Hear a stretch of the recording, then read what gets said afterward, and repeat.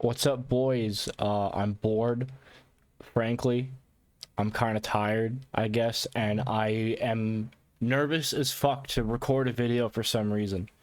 But today, we're just gonna review a game because I don't know, why not? So today, we're gonna review Tears of the Kingdom. Tears of the Kingdom. Holy shit. What a fucking game, dude! It is currently June 19th. I've had the game since release, since the 12th of last month, so it's been about a month and a week. And I don't know if you can see it. I don't know if it'll work, but I have about 130 hours in the game.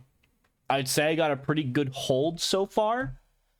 I'm not done everything. I still have about half the side quests to go, as well as a couple side adventures and whatever else I'm missing out on. There will be spoilers. Yeah, there will be spoilers, most likely. Possibly, like... You know what? Let's just call it full spoilers. Let's just call it full spoilers. There will be full spoilers for Tears of the Kingdom in this video. There's your warning. Don't fuck it up. Play the game. I would recommend playing the game before watching this. Because you will, like, there's so much, dude. So much, even at the end, there's so much new shit to unlock. It's amazing. So, Tears of the Kingdom, where's the Fallout? It's been 6 years since Breath of the Wild. It took forever. I remember for years thinking, how is this game going to turn out? How is it going to work? With the new reused world, especially. I can't recall a single video game that does that. Or at least any that make it work. It's like... It's such an... Like, you could expect it. You could see people think about it. Especially corporate. Like, they're probably thinking, like, oh, just reuse the world. Save budget. Change it up a bit. Throw some new shit in there. But most of the time, at least you think it's gonna suck ass. I would think it would suck ass. I was so fucking scared for this game, dude. I thought for sure it was not going to work out. But it did. Honestly, at the beginning of the year, I had replayed Breath of the Wild. I did all the shrines. I had probably played more than I originally played in 2017 when the game came out. And the world still felt new in a weird way. Not only like the new stuff within it, the islands, the stuff that's fallen from the sky onto the world, the depths. It felt brand new. Like, I don't know if they, like, changed the geography at certain points, or if it just... Maybe I just didn't remember, because I was so focused on completing the shrines that I wasn't paying attention. But everything felt different. Like, of course, you know where all the villages are. You know where Kakariko is. You know where the Gerudo Desert is. You know wherever else... What towns there are. The stables. But after those points of interest, the geography, the mountains, it all feels different. Like, there's this location where one of the shrines was... I think it was the last shrine I actually completed, or the second to last, now that I think about it. There's this mountain between the Gerudo Desert and I think it's called Faron, the southern area. So yeah, there's this mountain where there's like, in Breath of the Wild, it's a snowy mountain. There's like a mission about like making a snowball, whatever the hell, and it like unlocks a shrine or something. If I remember right, the snow is just gone. And that, I don't know what it did to me. It blew my mind, dude. Like, it's just so cool seeing how much has actually changed, and especially how they handle the regional phenomenons, like with Rito Village being covered in snow at the beginning, the Gerudo Desert being entirely like a sandstorm, Zoro's Domain, Sludge Town, I call it, whatever, with the Elden, with like the snow just being gone. Like, these are huge, sweeping changes to the landscape. And when you fix these problems, there's more huge, sweeping changes. Like, now the sandstorms are gone in the Gerudo Desert, but now there's a fucking pyramid.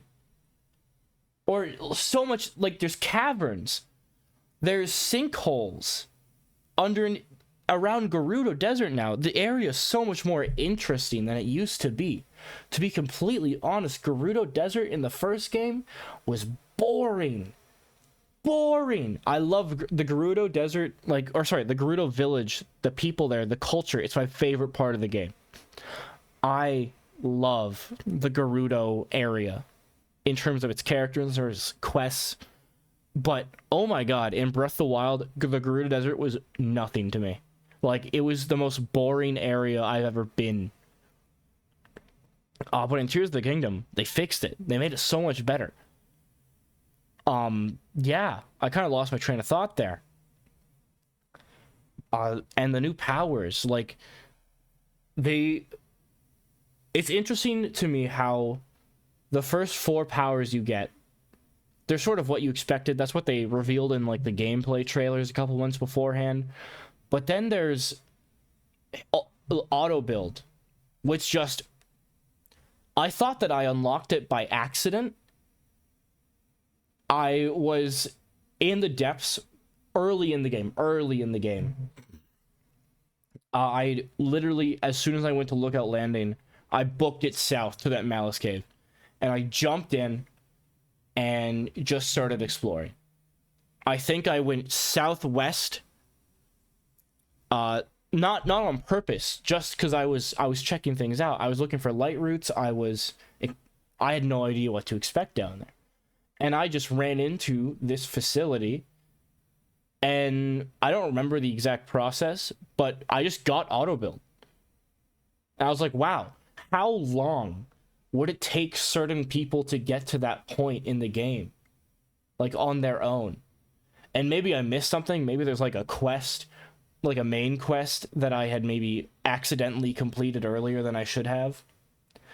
But to me, it felt like you could go the entire game without even knowing, and still having that, like, incredibly powerful feature just in the game, waiting to be explored. That's awesome. Like, I love the idea of it just comes out of nowhere. There are certain, like, major factors you could just miss out on. I think that as a concept is amazing. And it does it with auto build, with the Tarrytown Link's house stuff, with, like, Sage's wills. Oh, I hate Sage's wills. I love Sage's wills. I think they're well designed. Thumbs up. But they are fucking annoying. I have almost all of them. I have 3 left, and the 3 coincidentally happen to be at the King Gleeok fights. And I don't want to do that, because it's going to be terrible. I have no idea how to beat the King Gleeok. I'll probably try after. I lost my train of thought again. The world is beautiful. The Sky Islands, to be honest, I wish there was just a little more in terms of it.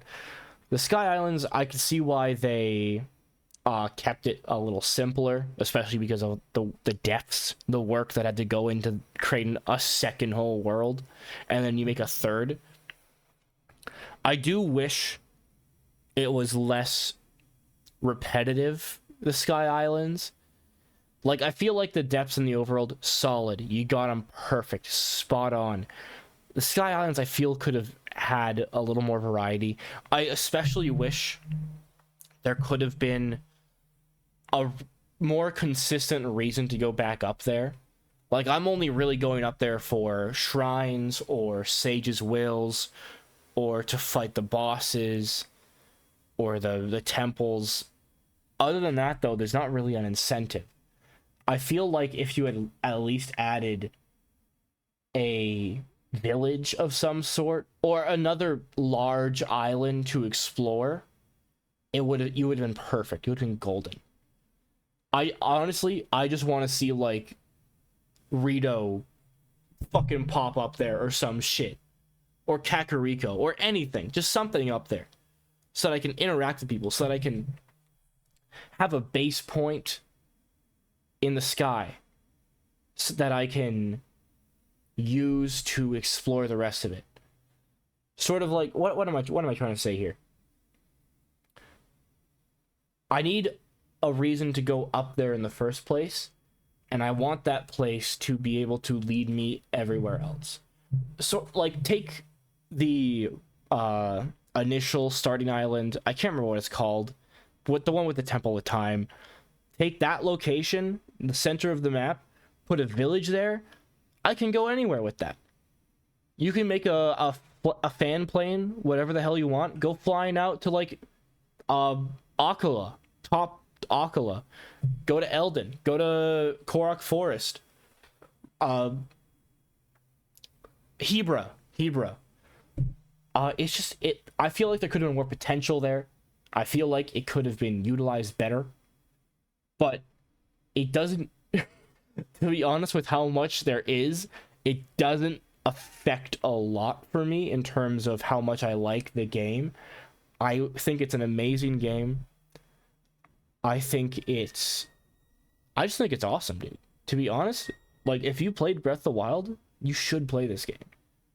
If you like Minecraft, or I guess Terraria or Valheim, or sort of sandboxy type games with the abilities like Ultra Hand, Ascend, Rewind, there's so much potential for creativity, and we're already seeing it, to be honest, with you've seen those like 9/11 replicators or whatever the hell on YouTube, on TikTok, I guess. Like, the amount of potential is amazing with this game, and I would wholeheartedly recommend it. I'm not going to edit this video. I might edit this video. I would give it like a 9.9 out of 10. Like, seriously, just give me like a little sky island that's like a village. Put some citizens up there. Maybe even like a Zonai village that I could just check out and talk to a bunch of the little robot guys. Maybe do some side quests for them. That'd be awesome. Other than that, though, I think the game was great. I would say it was well worth my like $100 Canadian. It was. I legitimately. There was nothing that was going to stop me from buying this game. I was buying this game no matter what happened. And I did. And it was worth it. I loved it. But yeah, I recommend it. Go for it. Buy it right now. Yeah. All right. Bye.